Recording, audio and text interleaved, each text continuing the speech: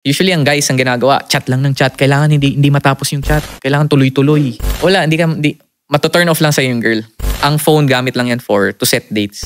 When it comes to phone, ang number one goal nyo lang doon is to set dates. Yun lang yun. And then, ang pag-build ng relationship is during kapag magkasama kayo. Pilit kayong gumagawa ng relationship inside the phone. Dapat outside yan ginagawa. So, ano ngayon ang actionable steps para maging integrated man ka?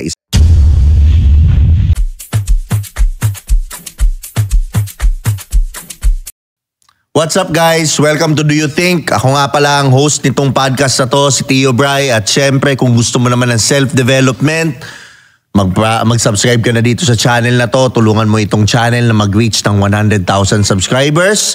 At syempre, kung gusto nyo namang matuto sa kotse, habang traffic, maganda yan. Mag-subscribe din kayo sa Spotify. Follow nyo.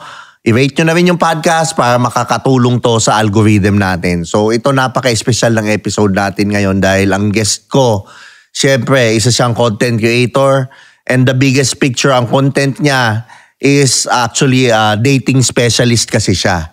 So without further ado, syempre siya magpapakilala sa sarili niya, si Joms Jonas. Yan. Yo guys, what's up? Ayun. Tio Bry, thank you sa pag-invite sa akin dito. Actually, isa to sa pinakamalaking podcast na napuntahan ko and sobrang ganda ng studio mo. Ayun, thank you bro. Ay ako naman, isa rin ako sa mga nanonood sa'yo ng TikTok kaya nakikita ko magandang marinig din natin yung insights mo about, self-development, especially sa lalaki. Ganyan. Pero gusto ko ipakilala mo yung sarili mo sa kanila, ano yung mga ginagawa mo lately. Okay, sure. So basically, ako si Joms. Kung nakita nyo na ako, makulit ako sa social media TikTok, Facebook, and actually meron na rin akong YouTube. So basically, ang content ko is more on men's personal development. Nice. So currently, ang specialty ko ngayon or yung kung saan ako pinaka-interested ngayon is nasa dating and relationships. So yun. So kung ako naman as a content creator, kung saan lang ako interesado, yun yung sinishare ko sa madla. Kung ano yung mga nagiging problems ko noon, paano ko siya nasusolve, yun yung sinishare ko. So yun, so currently ang interest ko ay nasa dating and relationships. So yun, tumutulong na rin ako sa mga kagaya ko dati na torpe, na feeling niya mahina sa babae, yung mga ganun. So yun. Expound nung ano ka dati? Ano yung mga, anong klaseng tao ka dati? Ako siguro kung de-describe ko, ano ako alam mo yung typical torpe na mahiyain, na pero pag sa tropa, okay. Pag sa tropa, pagkasama mo yung tropa, madali. Pero kapag kausap ko na yung gusto ko, kasi type ko yung girl. Doon ako medyo nahihiya, di ko na alam gagawin ko. Kasi nga type ko Pero kapag kunwari, hindi ko type, di ko gusto, okay naman. Pero kapag gusto ko na yung girl, wala na. Kumbaga, di mo na alam kung ano sasabihin mo. Kinakabahan ka na, ganyan, hindi ka na makapag-make ng move. Tapos palagi ka na lang ma-friend zone, di mo alam. Kumbaga parang darating ka sa point na ba't kaya ayaw nila sa akin? Ganon siya. Ba't parang ayaw nila sa akin, nakatali yung worth mo sa babae. Pag sinabing, di niya ako nagustuhan, siguro may mali sa akin or yun, yung kumbaga nakatali yung worth mo sa babae. Ganon ako dati. Okay. So ano yung tipping point mo na shit, hindi na pwede na to? Ano yung nangyari? One time yun. Ito yung lahat naman tayo merong isang breakup na sobrang, alam mo yung talagang tatamaan ka na, tayo na ginawa ko naman lahat. Binigay ko lahat. Aray. Yung mga ganun. Di ba parang bibilangan mo Bibilangan mo lahat ng ginawa mo sa kanya, lahat ng binigay mo. Pero bakit parang hindi pa rin siya nagstay o hindi pa rin niya ako nagustuhan? Yun. So, ano yun parang girlfriend ko nun. And then, ano pa ako nun? As in, sobrang under ko. Kasi feel ko ganun Kailangan ganun ka sa babae. So, nung in-assess ko siya before, hindi naman ako yung may kasalanan nun. Kumbaga, sa lahat ng torpe, kung torpe ka ngayon, hindi mo kasalanan yon. Maybe it's because yun yung upbringing mo as a child. Kasi galing akong broken family. So, nagiwala yung parents ko, napunta ako sa mother ko. So, during my teenage years, walang nagturo sa akin kung paano dumiskarte sa babae, wala. So everything na nalaman ko about kung paano dumiskarte sa babae sa nanay ko. Pag tinanong mo yung nanay mo, sasabihin yan, maging mabait ka lang. Oo. Diba? Maging mabait ka lang, mag-pray ka lang kay Lord. Ibibigay niya yung tamang babae sa'yo. Basta mabuti kang tao, mag-pray ka. Mag-pray ka, ganyan. And actually, yun din yung nakikita mo sa magulang mo, ay sa nanay mo. Kasi sundin mo lang lahat ng gusto niya. Sundin mo lang lahat ng utos niya. Magpakabait ka lang sa bahay. Pero kang bibigyan ka na ng love. May service na. Pagluluto ka na niya. So, as a teenager, siguro ganito lang rin naman yung gagawin ko. Para makakuha ko ng chicks. Para makakuha ko ng babae. Mismo. So, ang ginawa ko noon, sige, magpakabait lang ako. Gentleman lang ako. Ibigay ko lahat lang ng gusto. So, nung ginawa ko, ano nangyari? Wala. Pinagpalit ka pa din, no? Ganun pa rin. Na nakilala lang niya sa mga limbawa, sa bar, sa yun. na parang... Tapos hindi nga nanligaw yung lalaki. Hindi mo na... Kasi i-compare mo yung sarili mo eh. Tanginang bait-bait, mas bait ako dyan. Parang ganun. Na for you, ikaw yung pinaka-anghel na lalaki na ganun, pero pinagpalit pa rin. So yun. So nung nangyari sa akin yun, galit talaga ako. Galit ako sa mga babae. Sabi ko, tangina yun. Ayaw nyo ng mabait ha? Transition ako ngayon, bad boy naman. Kasi bad boy ako nung talaga nang mamanipulate ako. Yung tipong, ito sobrang galing ko dito eh. Yung kunwari, ako yung may kasalanan, pero babaliktarin ko. Siya pa yung magsasorry sa akin. Yung mga ganon. Kahit kasalanan ko talaga. Kasi nga, yun yung na-feel ko na, dahil nga sobrang galit ko, sobrang hatred ko sa babae na, hindi nyo na ako kayang mamaliit. Yun, more on ego na eh. Actually, hindi na love yung center nung relationship. And then, ang nangyari nun, na-realize ko, parang naging toxic naman yung relationship. Hindi rin naman ito yung relationship na gusto ko. So sabi ko, hindi rin pala bad boy yung sagot. And then, one time, meron akong parang nabasang libro. Ano siya eh, if lalaki kayo, yung librong to yung nagpa-spark sa akin ng idea na ano ba dapat yung, paano ka dapat maging lalaki. So yung pwede ba Yes, ayun. Go ahead. Ang libro na yun is No More Mr. Nice Guy by Dr. Robert Glover. Pakinggan nyo audiobook or bilhin nyo sa, alam ko meron sila sa... Akala ko The Game ang babanggitin mo. Para sa akin mas okay No More Mr. Nice Guy. Okay. Ayun. Babasahin ko rin yan. Gusto ko yun. Yun, pinaka the best book. For me, yun dun talaga nag-change yung perspective ko about being a man and paano ka magiging lalaki sa relationship. Ayun. So basically lang tinuro doon is merong ang nice guy in which yung mga torpe, yung mga yun, sabihin natin mga weak. And then merong nasa other side ng spectrum which is yung bad boy, yung mga toxic. Sa kanya meron siya is dapat nasa gitna ka lang. Gusto ko yung book na yan. Yun yung maganda doon. Yun din yung ina-advocate ko eh. Yun, nice.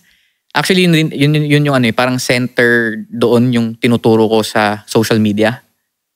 Ang tawag niya doon is being an integrated man. Yun yung nasa gitna.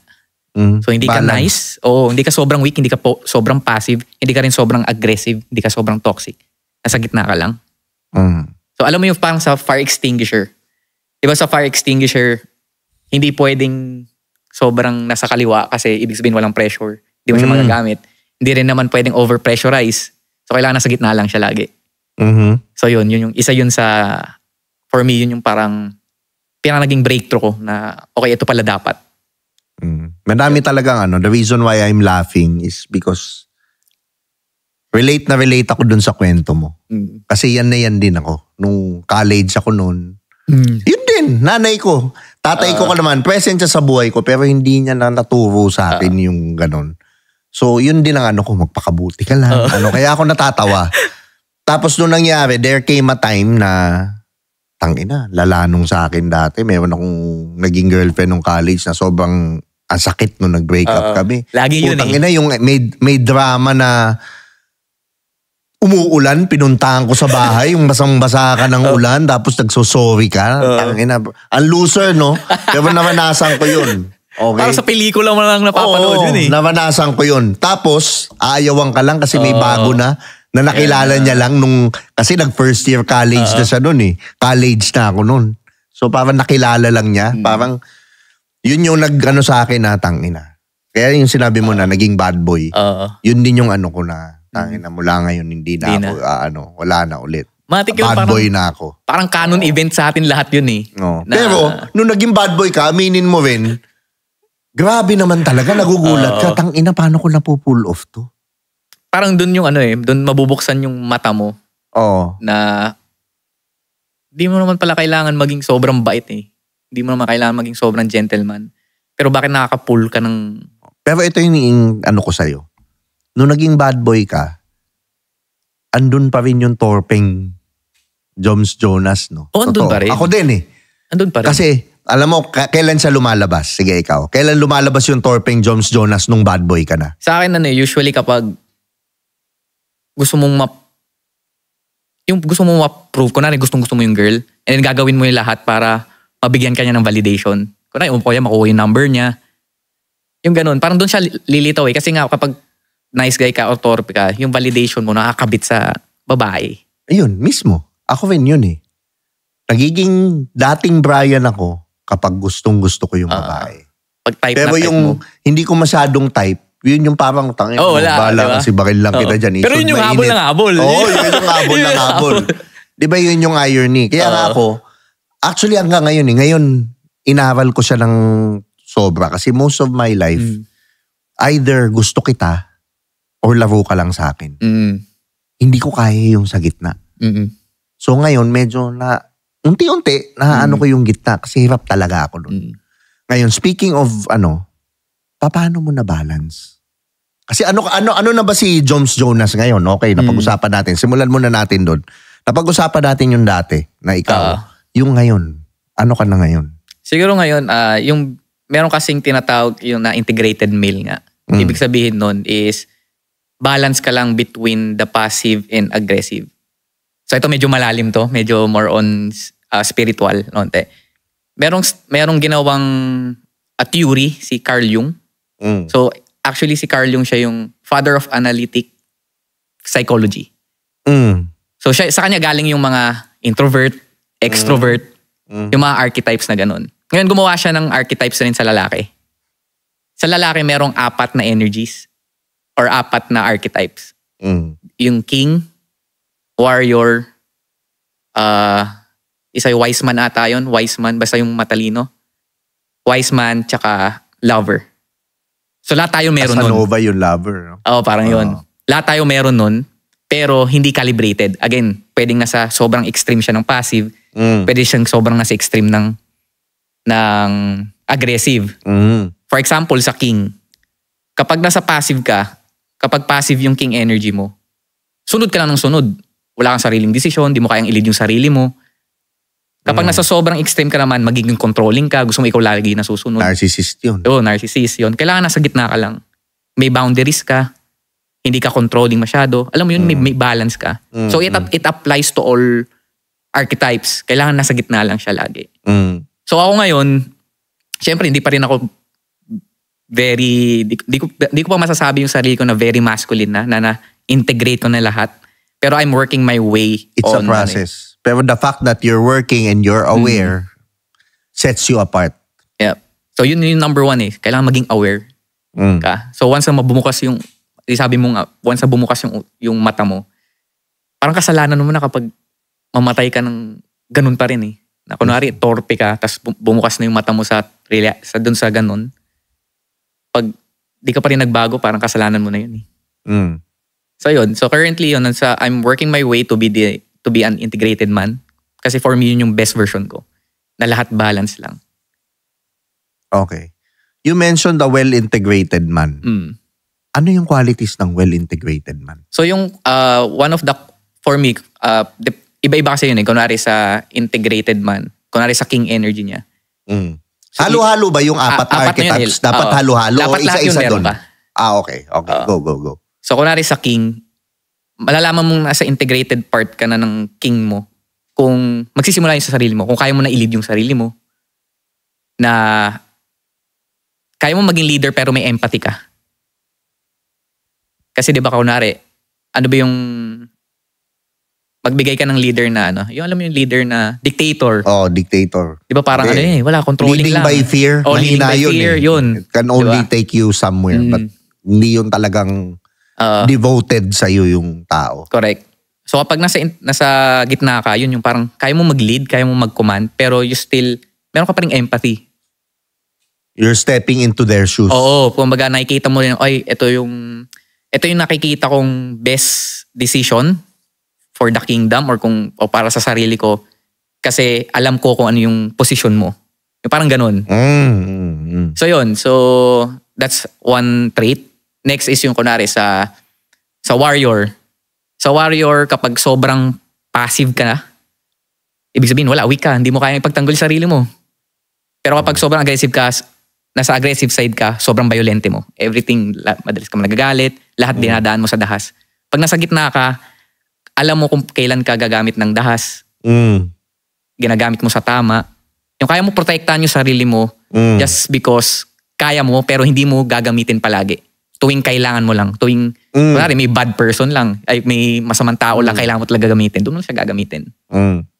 So yun, that's yung trait. Yung control, yun, may emotional control ka. Next is yung sa wise man. Alam mo, magician pala yun. Magician, bro. Sa magician naman, kapag sobrang passive ka, ayaw mo na matuto. Hindi ka na bukas sa knowledge. Ganyan. Kapag sobrang aggressive ka, ikaw na yung know-it-all. Alam ko na lahat. Hindi ko na kailangan matuto. Pag nasa gitna ka, andun yung drive mo to learn, to grow. Yung gutom. Oo, yung gutom. Hungry ka lagi sa knowledge. Na alam mong meron pa. Kahit meron ka na ng mga knowledge. Yun, alam mong meron pa. Alam mo kapag yung wala kang pake kung anong edad ng tao. Kasi alam mo may matututunan ka dun. Yung pinag-uusapan natin kanina. Yun. Diba? So, ibig sabihin, integrated yung magician energy mo. Oo. Ako naman, siguro nga, hindi ko rin masasabing humble ako dati. May ego din ako eh. Pero, siguro andun ako sa masarap maging estudyante. Kasi ito perfect example. You walk into a room, know-it-all ka. Yung mga ibang tao, hindi ka na matututo. Hindi na sila magsasalita sa'yo. Alam mo na eh. Versus yung ikaw, tahimik ka lang, willing kang makinig, willing kang meron kang matututunan eh. Yung kahit dun sa bilyonaryo, magsasalita yun kasi hindi po paano eh. Versus ikaw, sat-sat ka kagad. Wala eh. Wala kang matutunan. Tsaka rin eh, parang sa social dynamics din. Mas magiging charismatic ka kung humble ka. Kasi people always want to talk about something. Themselves. About themselves. Oo. So parang yun, another key for attraction, yun. Be always humble. Kaya attractive ang humbleness eh. Pero may certain degree lang na, again, huwag ka naman sobrang bobo, sobrang tanga na. Or nagkukunwari na ganun. So yun, parang another key for attraction yun. Okay. So ano na tayo? Magician. Magician. Next is yung sa lover na. Usually ito yung sa kung paano ka magmahal, paano ka mag-connect sa tao. Okay. So, pag nasa sobrang passive ka, yung ayaw mo ng love. Ganyan. Pag nasa aggressive ka, ito na yung lust na. Baga, own pleasure mo lang. Pag nasa gitna ka, you can receive and give. Hindi lang nagpapakain. Hindi ka lang kumakain. Kailangan marunong ka rin magbigay. Hindi lang ikaw yung puro receive. Pag nasa gitna ka, willing ka to give, willing ka rin to receive. So yun. So yun yung parang mga traits na according kay Carl Jung. Na well-integrated man. Na well-integrated man ka.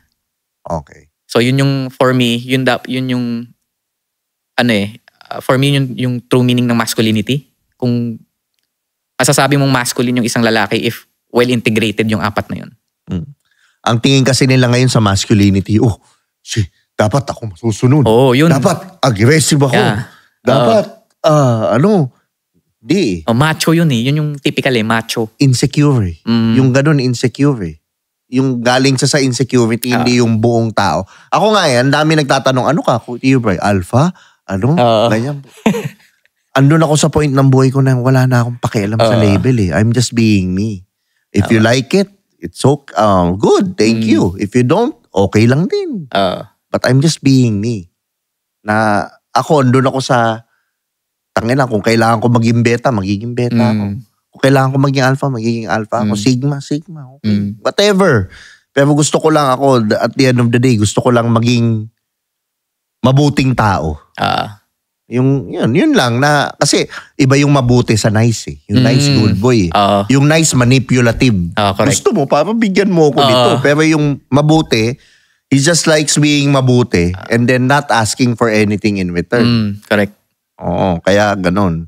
Yun yung parang nabasa ko to sa The Way of the Superior Man. Kailangan yung, ayun. Hindi ko pa nababasa, ayun, pero sobrang ganda nun. Isa yun, ito pangalawang libro. The Way of the Superior Man by David Deida. If nag-start kayo sa masculine improvement, yun, basahin nyo rin yun. For me, yun yung, para sa akin, Bible ng lalaki yun. Okay. Kasi tinuro niya doon lahat ng yung inner, yung inner drive mo, kung paano ka makipagsalamuha sa babae, paano mo kontrolin yung emotions mo, yung lust mo. Andun lahat, parang user manual siya sa pagiging lalaki.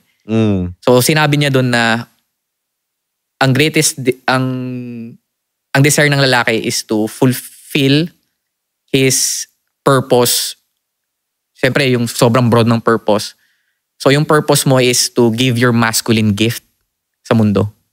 Kailangan alamin mo kung ano yung gift na binigay sa'yo and i-share mo sa mundo. So, for example, ikaw, for me, yung gift mo is yung ito. Yung magaling ka mag-interview, magaling ka mag-content, magaling ka mag-influence. So, gamitin mo yung gift mo yun to impact yung mundo, to change the world. Purpose talaga. Yun. Anong purpose ng walis? Maglinis. Maglinis. Gawin mo, maglinis ka. Yun ang purpose. Kala kasi nila na may mistake nila yung purpose sa mga kung ano-anong bagay. Goals, parang kala nila goals eh. Oo, hindi. Hindi siya goals. Purpose mo, alamin mo. Ito nga yun eh. Pag nalaman mo yung purpose mo, yan na lang ang gawin mo, lahat dumadali. Umiisi lahat. So, ano ngayon ang actionable steps para maging integrated man ka? Isa-isahan natin, Joms, kasi we have time. Sige. So much time. Sige. So first, siguro alamin mo muna yung self-assessment. Kumbaga, para sa akin ang pinakaunang madaling step is punta ka sa salamin, harap ng salamin. Tingnan mo doon kung ano yung sa tingin mong ayaw mo. Hindi dahil sinabi ng iba na ayaw nila sa'yo. Parang ikaw, ano yung sa tingin mo yung ayaw mo sa sarili mo ngayon, sa nakikita mo ngayon. Doon mag-start yun. Ano yung sa tingin kong kailangan ko baguhin just because ayaw kong nakikita to sa sarili ko.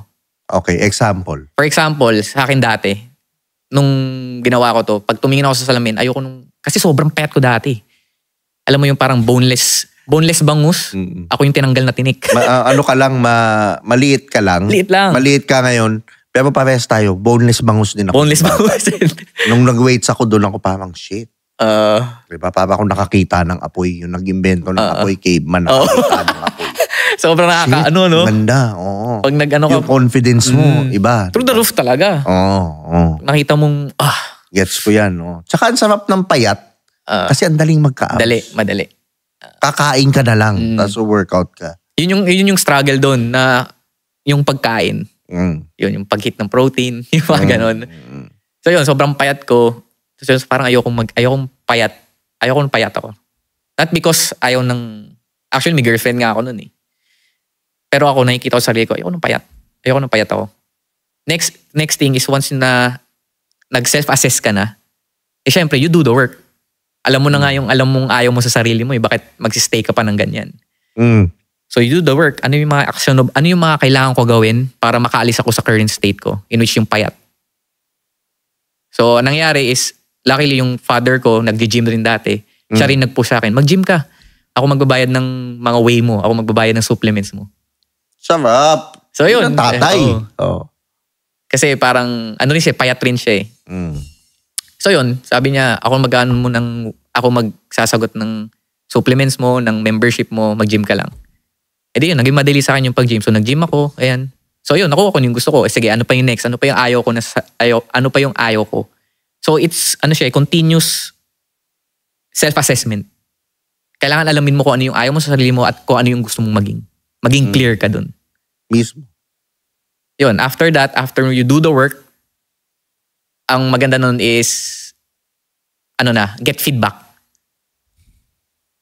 Kung ang goal mo is magka-girlfriend, get feedback from women.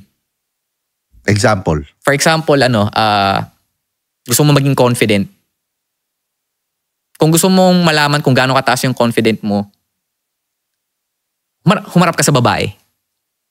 Tapos, i-check mo kung gaano kanya tratuhin. Kung paano siya makikipag-interact sa'yo. And based from that, kung ma-reject ka man, feedback mo yun. And based from that feedback, okay, ano yung naging mali ko dito? Ano yung kailangan kong improve?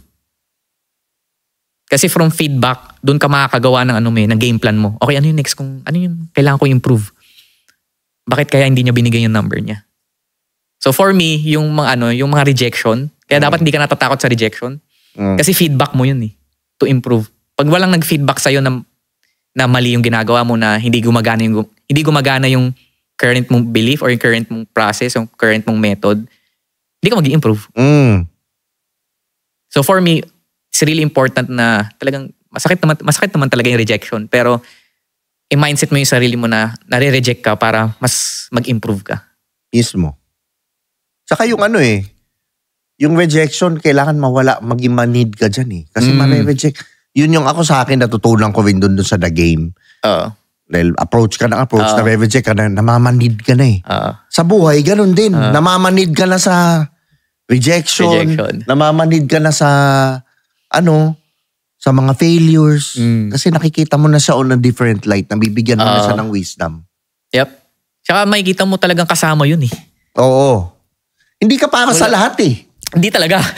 Kumbaga, ikaw nga may type Oo. Diba? So sila din may type din. Kumbaga hanapin mo lang kung sino yung may type sa'yo. Mismo. So kung walang nagkaka-type sa'yo, sa sobra, alam mo na, ibig sabihin, may kailangan kang improve sa sarili mo. Yung product mo, ayusin mo. Product development ka muna. Balik ka doon. Product research ka muna. Kasi yung game, yung pick-up lines, yung routines, marketing lang yan Kahit anong marketing mo, kung pangit yung product mo, wala, refund yan. Mismo. Refund yan. Diba, RTS yan. Okay, next. Yun. For me yun. 3 step lang. 3 step. Assess, get feedback, tapos tama ba? Assess, do the work, tapos get feedback. Tapos loop lang ulit. Kasi sa feedback, mag-a-assess ka ulit Self-assessment ulit. Okay. So yun, loop lang siya. Okay. So yun yung 3 steps. So ngayon, Joms, ano yung nakikita mong dating patterns ng mga lalaki ngayon? Currently, kasi diba nasa na tayo? Modern, may mga apps na, dating apps. Sa mga lalaki ngayon, gusto nila madali na. Gusto nila sa phone. Kasi usually ang mga guys ngayon, pilit silang bumubuo ng relationship sa phone. Ako kasi sa akin ang phone to set dates. Yup, correct. Yun lang talaga ang phone. Di ka makakapag-build ng relationship sa phone. Oo. It's because walang cues, walang non-verbal cues. And importante yun sa pag-build ng relationship kasi dapat labas kayo ng labas. dapat labas kayo ng labas. Usually ang guys ang ginagawa, chat lang ng chat. Kailangan hindi matapos yung chat. Kailangan tuloy-tuloy. Wala, matuturn off lang sa yung girl. Oo. Ang phone gamit lang yan to set dates. Number 1 goal, ang goal video call. Ayun, video call or call. Basta wag chat. Wag chat. Kasi walang. Okay. Ikaw ba pag nag-chat, nararamdaman mo yung kausap mo? Hindi. Paano ko mapapasok yung DT ko sa chat? Diba? Paano mo may escalate? Wala. Diba? Paano mo malalandin? Wala. Diba? Tangina, ano ba to? Tio Bray Podcast o do you think? Kinaguguluhan na ako. Okay, anyways, tuloy mo. Ayun. So yun. So when it comes to phone, ang number 1 goal nyo lang doon is to set dates. And to meet up. Para mag-set kayo ng hangouts, mag-set kayo ng coffee. Yun lang yun. And then, ang pag-build ng relationship is during kapag magkasama kayo. Ayun. So, yun yung number 1 pattern na nakikita ko na, bakit pilit kayong gumagawa ng relationship inside the phone. Dapat outside yan ginagawa. So, yun. Kasi nga, digital world. And then, dating app, na umaasa sila sa dating app. Sa dating app kasi, matik, nasa loser end ka Kasi looks-based. Mismo. Kapag hindi maganda yung pictures mo, pag hindi yun yung best picture mo, wala. So, ang bilis lang. Pak. Bye agad. Tapos kahit ma-like ka, kahit ma-swipe ka, sobrang dami. Kung makita niyo yung accounts ng mga babae sa pag-dating app, sobrang daming umabot ng 400 a day. Hindi ko pa nakikita. Yung magaganda, no? Yung mga magaganda. So sobrang dami mo agad.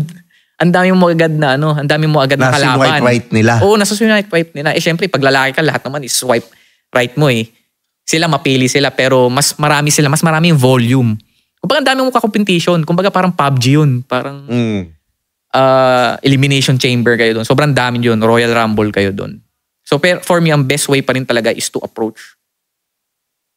Yun pa rin talaga Kasi again, pag sa dating app, talo ka pag talo ka sa looks Pag hindi ka yung pinaka-pogi. Okay. So, pero kung nagde-dating app ka, syempre, ang tip ko doon, piliin nyo yung pinakamagandang pictures. Tapos kapag nag-match kayo, alisin nyo agad sa dating app. Kunin nyo agad yung number or yung IG. For me, mas maganda number. Tapos set agad kayo ng date. Kailangan alisin mo siya sa arena, kumbaga. Oo. Alisin mo siya sa arena. Kasi sobrang dami titi doon. Dami mong kalaban doon. Kumbaga, i-separate mo na siya. Kumbaga sa bar, instant date mo na. Instant date mo na agad. Mo na, bakuran mo na agad. Oo. Yun yung pinaka-quick kapag nagde-dating app kayo. So, yun. Ayun. So, okay. Yun yung nakikita mong patterns ngayon. Ano yung as a guy, halimbawa sa guy, ano yung red flags na dapat nilang i-watch out sa mga babae? Sa babae? Yes. Okay, ito nakakatawa to. Ito, ewan ko kung mag-agree ka.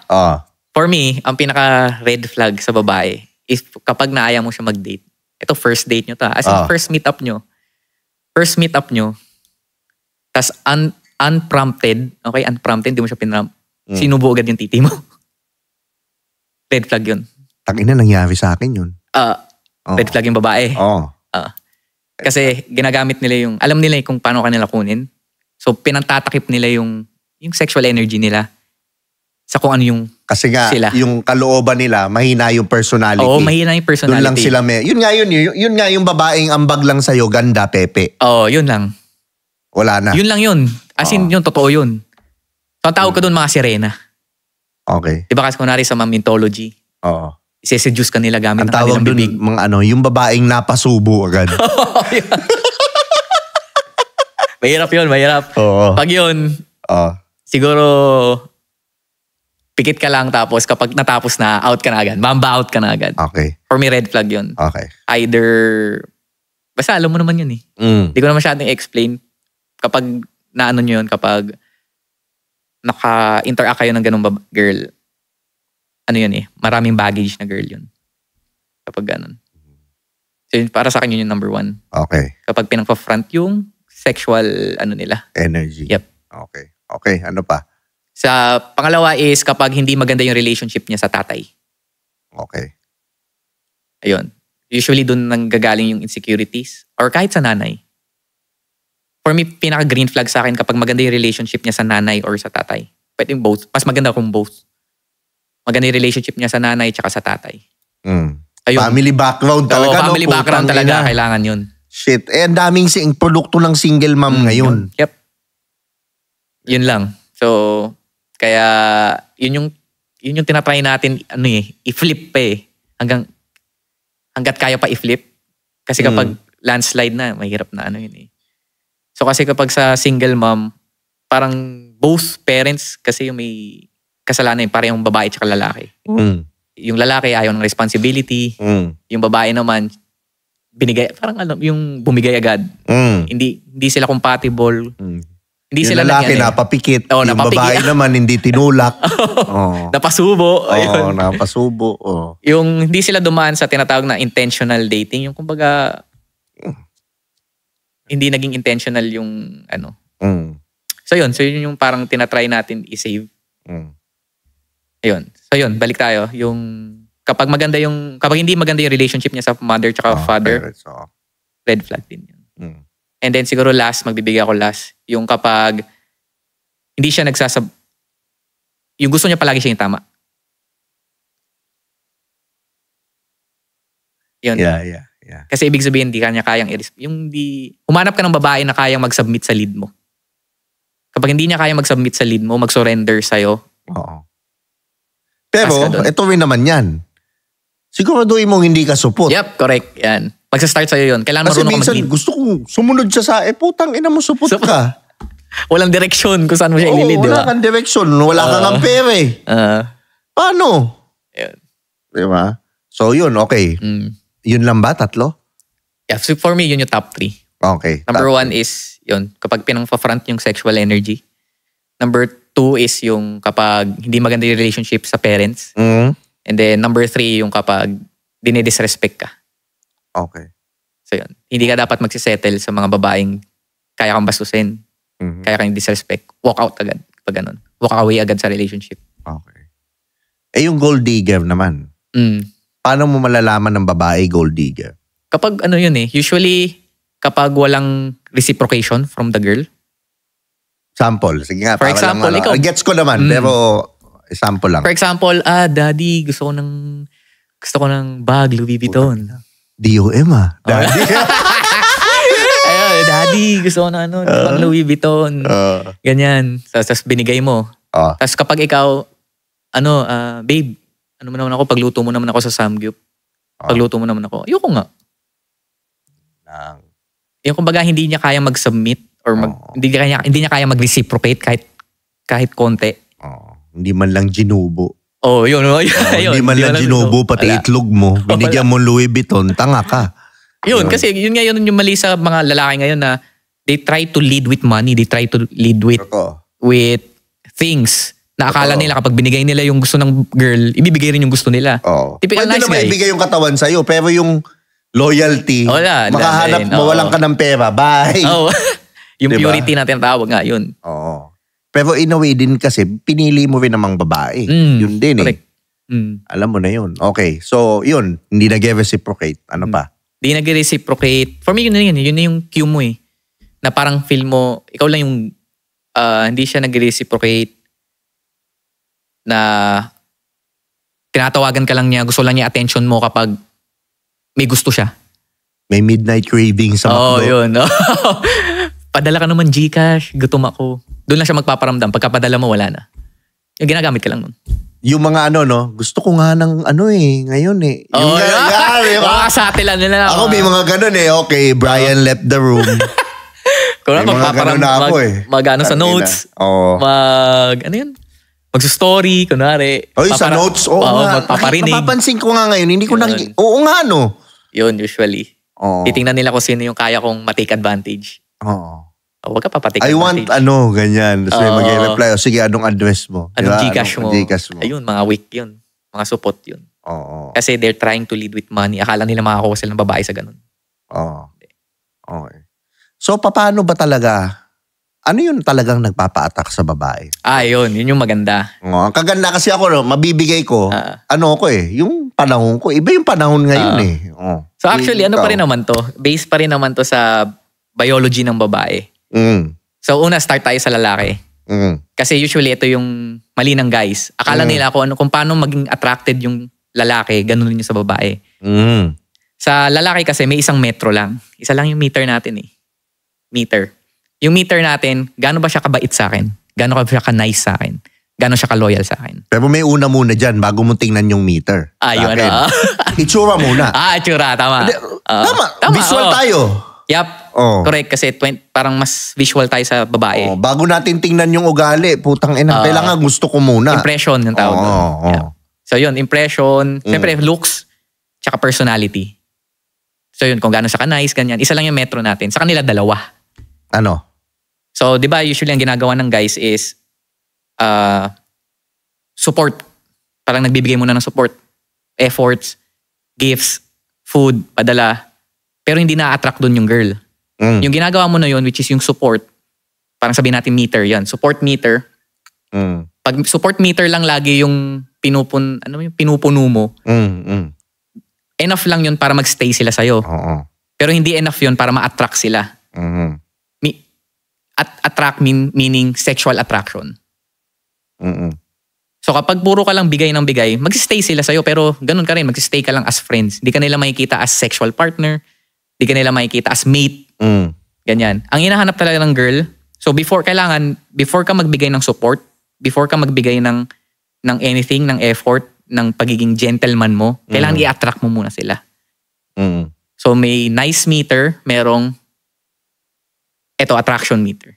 Ito muna yung kailangan mong punuin. Attraction meter. Muna. Okay. Jom, saan ba sila na-attract? So ang typical guys sinasabi, na-attract lang sa pogi.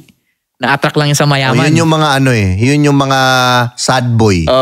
Yun. Victim mentality. Pero, looks tsaka money siyempre, one step forward ka na. Pero ang hinahanap talaga ng girls, ito biologically speaking. Ang daming broke, putang ina, di ba? Nakaka-attract ang mga tambay, di ba? So yun, biologically speaking, ang hinahanap nila is strength. Kailangan makita nila na malakas ka. If di nila makita, hindi sila na-intimidate sa'yo, di ka nila magugustuhan. So you need to lead with strength muna. Kailangan makita nila na malakas yung dating mo. The way you look, the way you behave. Before ka magiging gentleman sa kanila. Okay. So you need to attract them first. Kaya mas pinipili ng babae yung bad boy, di ba? Sinasabi nila. Kasi mataas yung strength meter nila. Mataas yung lakas ng dating nila. Kahit hindi sila binibigyan ng nice things, mas pinipili sila. Kasi yun yung pinipili nila eh. Women choose kung sino yung attracted, kung kanino sila attracted. So kahit ano pang bigay mo ng gifts, support, ibigay mo, kung hindi sila attracted sa'yo, hindi ka nila pipiliin. Maybe, magsistay sila sa'yo, pero friends lang. Hindi ka nila makikita as sexual partner, hindi ka nila makikita as mate. Friend zone ka. Friend zone diba? Ikaw yung cute na lalaking sasabihan niya ng problema niya. Ano pa lang? Shoulder to cry on. Pero yung dick to ride on dun sa isa. Di ba? Shoulder to cry on ka lang. Yung dick to ride on, ibang tao. Ibang tao. Pero ito yun. How do you demonstrate strength as a man? Okay. Sige. So dalawa yon, looks tsaka behavior. Okay, looks. Let's start with looks. Start tayo sa looks. Sa looks para, di ba, strength? Sa Tagalog nun, lakas ng dating. Yun yung lakas ng dating. Okay. So para lumakas yung dating mo, 3 lang yung kailangan mo. So wala na dito yung face value, wala na dito yung height kasi yun yung hindi natin kayang makontrol. Hindi natin kayang patangusin yung ilong natin. Not unless may pera ka. Not unless may pera. Or yung may sponsor ka. Thank you, Dr. Jonas Seneca. Baka naman. Yan. So yun, sa looks, ito yung mga kaya nating i-control. Na kahit di ka binayayaan sa height, di ka binayayaan sa face value, kaya niyang hatakin. So una is fitness. Number 1, fitness. So sa fitness naman, hindi mo kailangan maging sobrang maton, na sobrang Ronnie Coleman. Basta may bicep lang, may O basta may yung makikita niya na may forma. Kaya mo magbuhat, kaya mo mag-perform, kaya mo magbuhat ng groceries, kaya mo siyang buhatin sa pader tapos bayuhin. Yung mga ganun. Yung kaya nyo ma-imagine na, uy, parang ang lakas ng lalaking to. Kasi nga fit ka. Kasi women are security-seeking creatures. Kahit, di ba, noong panahon pa. Sa lalaki nakasalala yung security nila. So kung hindi ka malakas sa paningin nila, ibig sabihin hindi sila safe. So yun, so fit enough to carry yourself, fit enough to be strong, to protect them, ganyan, to perform well inside and outside the bed. So ganun. So kailangan mo lang siguro low body fat and then build some muscle mass. Yun yung maganda lang yung pakiramdam mo. Fitness. Number 2 is style. Kailangan marunong ka rin magdala ng style ng sarili mo. Marunong ka pumorma. Tama yung fit ng damit. Hindi lang kung ano yung kung ano lang nasa ibabaw ng aparador. Kumbaga mag-effort ka. Or yung binili sa'yo ng mama mo. Yep. Di ba parang yung sa peacock? Siyempre kailangan mo kailangan mo rin ng magandang style. Na ito sa style naman wala namang kailangan old money style yan yung nagugustuhan nila. Pumili ka ng style na gusto mo. Sa tingin mo kaya mong dalin. Yung avatar mo. Oo. Parang may character ka. Kung ano yung gusto mong nakikita sa sarili mo. Pag tumingin ka sa salamin tapos sinasabi mo sa sarili mo na tangin ng pogi mo. Yun yung para sa'yo. Yung kung ano yung sa tingin mo pogi ka. Iba-iba May bad boy, may rockstar. Ayun, may Korean. So currently ngayon, gusto ko old money, street, hip-hop. Yun, kung ganun ka, yun. Kumbaga i-present mo na maigi yung sarili mo. Kasi pang first impression talaga yung looks eh. Then lastly, hygiene. Pinaka-importante, hygiene. Kasi meron ka nung dalawa pero kung mabaho ka, nakikita niya na hindi mo kayang alagaan yung sarili mo, mararamdaman niya, paano ko alagaan ito? Sarili nga niya, hindi maalagaan. So yung hygiene, yung 3 yun. Fitness, style, hygiene. Hygiene, bango, diba? hininga mo. Hininga, nagtututbrush balat ka. Balat mo. Maayos ba yung balat mo? Hindi naman kailangan maging maputi ka. Hindi. Pero yung glow nung balat, importante yan. Healthy yung glow. Ganyan. Basically, ang kailangan mo lang naman sa hygiene is, number 1, deodorant. Deodorant, sabon, tapos toothpaste, skincare. Yun lang, sa lalaki. Buti nga ngayon, nag-skincare na. Dati, nung panahon ko, pag nag-skincare ka, bakla. Nag-skincare ako. Naalala ko mate, ito real talk to. Backstage, CR nung bar, kasi tumutugtog akong banda nun. Dati pa, nag-BB cream na ako. Siyempre, sa ilaw, naggaganon na ako, nag-aayos ako skincare. Nakahubad ako, nakawala akong t-shirt, naggaganon ako. Salamin, biglang may, ganyan-ganyan. Yung lalaki sabi, "What's your name?" Akala magla ako, bro. Ganun yung natawa ko. Dati, at least ngayon ang lalaki, di ba? Nag-spa na, nag-aayos na ng kuko. Which is yun yung tama Kumbaga self-care din kasi. Part of self-care din siya nga naman, paano niya masasabing kaya mo siya alagaan kung hindi mo malagaan yung sarili mo pala? Goes back again na yung pera mo, yung mga relationships mo is a direct result of how you treat yourself. Correct. If you treat yourself with respect, people will respect you. If you love yourself, people will love you. Correct. If you think you are attractive, then people will be attracted to you. Diba? Yep. Okay, so yun, pangalawa. So next, tapos na tayo sa looks. Yun na yung kailangan mo sa looks. Fitness, style, hygiene. Okay. Yun lang. Next is behavior. Okay. So you need, diba, you need to looks, diba, sa looks, you need to, yung impression mo, kasi importante pa rin looks yung impression So kahit di ka pogi, ayusin mo lang yung tatlong yun, for sure, magkakaroon ka ng results. Next is yung sa behavior mo, you need to know how to behave strong. So tatlo lang din yun. Alright. Sige. Tatlong C. Ito, tatlong C lang to guys. Competence, confidence, consistency. So first, competence tayo. So remember yung sinabi ko kanina na kailangan ma-impress ng girl sa'yo. So kailangan competent ka, ibig sabihin.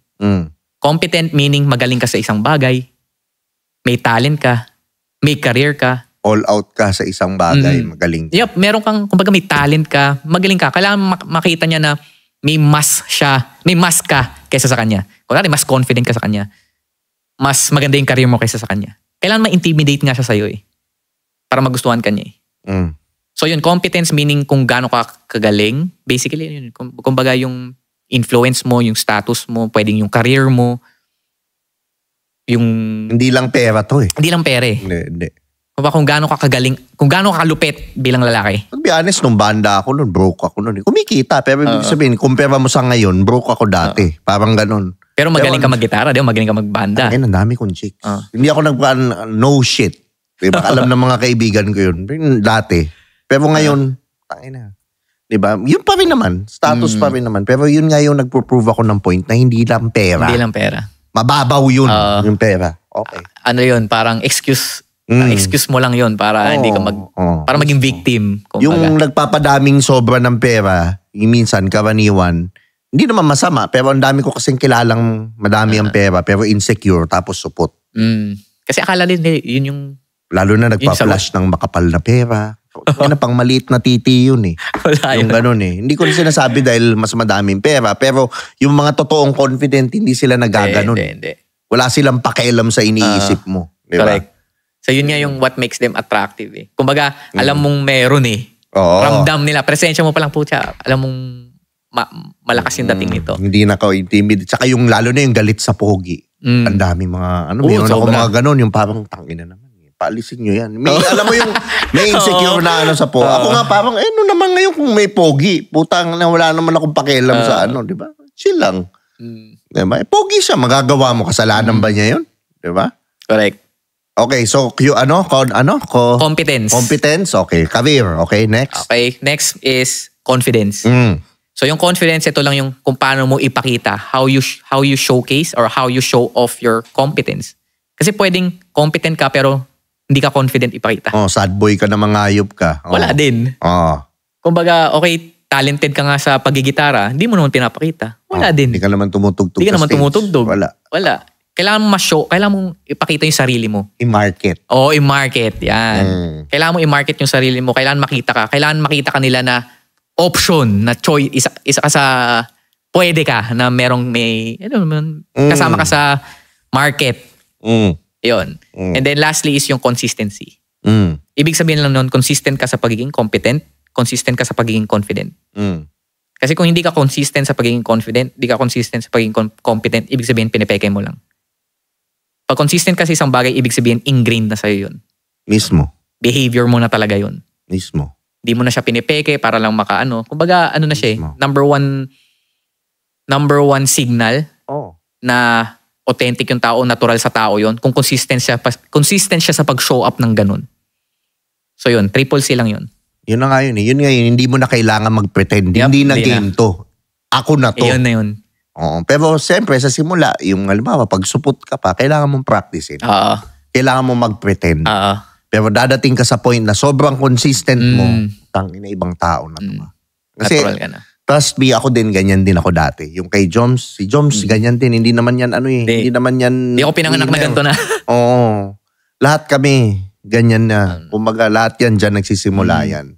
So, ano yung last Joms, ano yung pinaka one trait na pag inayos ng lalaki to, at least 70% ng ng problema nila ayos na? For me, ito parang sa akin 99% is being accountable. Ibig sabihin lang nun, wala kang victim mindset. Baga, iniisip mo na lahat na nangyayari sa'yo, it's because dahil sa'yo. Parang self-accountability. If yung lalaki merong self-accountability, hindi siya nagsisisi ng ibang tao, mas 99% of the time mag-i-improve siya. Lalakas yung dating niya, makukuha niya yung gusto niya. Kasi again, mawawala siya sa waiting. Yung waiting. Kasi kapag nasa victim mindset ka, aantayin mo mag-change yung ibang tao eh. Bakit na lang hindi ikaw, baguhin mo yung sarili mo, kunin mo yung gusto mo.